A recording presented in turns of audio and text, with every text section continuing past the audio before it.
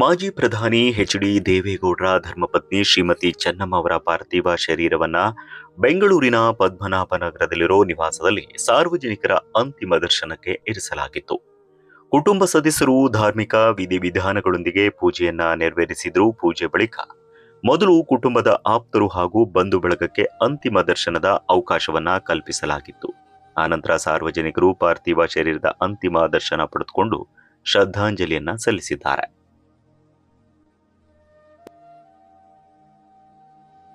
ಈ ವೇಳೆ ಸುತ್ತೂರು ಶ್ರೀಗಳು ಹಾಗೂ ನಿರ್ಮಲಾನಂದ ಶ್ರೀಗಳು ನಿವಾಸಕ್ಕೆ ಆಗಮಿಸಿ ಚೆನ್ನಮ್ಮ ಅವರ ಪಾರ್ಥಿವ ಶರೀರದ ಅಂತಿಮ ದರ್ಶನ ಪಡೆದುಕೊಂಡು ಕುಟುಂಬ ಸದಸ್ಯರಿಗೆ ಸಾಂತ್ವನ ತಿಳಿಸಿದ್ದಾರೆ. ಮಾಜಿ ಪ್ರಧಾನಿ ಎಚ್.ಡಿ. ದೇವೇಗೌಡರ ಪತ್ನಿ ಚೆನ್ನಮ್ಮ ಅವರ ನಿಧನಕ್ಕೆ ಮಾಜಿ ಮುಖ್ಯಮಂತ್ರಿ ಸಿದ್ದರಾಮಯ್ಯ ತೀವ್ರ ಸಂತಾಪ ವ್ಯಕ್ತಪಡಿಸಿದ್ದಾರೆ.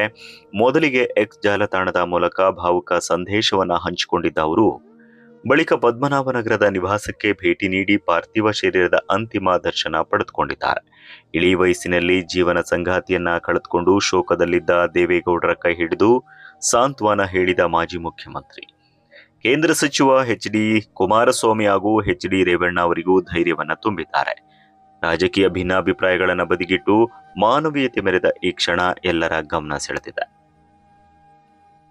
ಇದೇ ವೇಳೆ ಮುಖ್ಯಮಂತ್ರಿ ಡಿ.ಕೆ. ಶಿವಕುಮಾರ್ ಕುಟುಂಬ ಸಮೇತರಾಗಿ ಆಗಮಿಸಿ ಚೆನ್ನಮ್ಮ ಅವರ ಪಾರ್ಥಿವ ಶರೀರದ ಅಂತಿಮ ದರ್ಶನ ಪಡೆದು ದೇವೇಗೌಡರ ಕುಟುಂಬಕ್ಕೆ ಸಾಂತ್ವನ ಹೇಳಿದ್ದಾರೆ.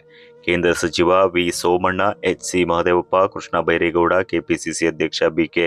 ಹರಿಪ್ರಸಾದ್, ಜಮೀರ್ ಅಹ್ಮದ್ ಖಾನ್ ಸೇರಿದಂತೆ ವಿವಿಧ ಪಕ್ಷಗಳ ರಾಜಕೀಯ ಮುಖಂಡರುಗಳು, ಗಣ್ಯರು ಹಾಗೆ ಸಾರ್ವಜನಿಕರು ಆಗಮಿಸಿ ಅಂತಿಮ ನಮನ ಸಲ್ಲಿಸಿದ್ದಾರೆ.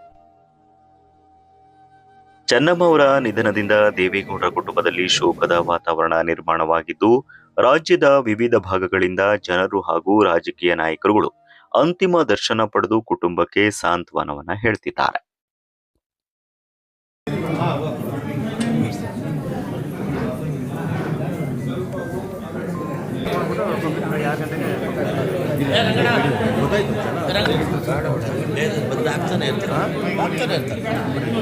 ಒಟ್ಟಿಗೆ ಖಾಲಿ ಮಾಡಬಾರ್ದು.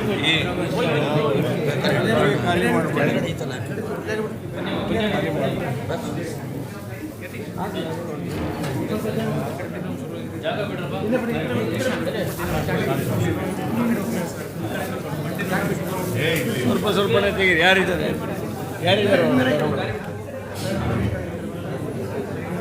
ಸ್ವಲ್ಪ ಆ ಕಡೆ ತಗ ಸ್ವಲ್ಪ ಅಣ್ಣ ಇರ್ಬಾರ್ದು ಅಣ್ಣ ಕೆಲಸ ಇರುತ್ತೆ ಬೇಡ ಸುಮ್ಮನೆ ಬನ್ನಿ ಈ ಕಡೆ ಸಾಕು.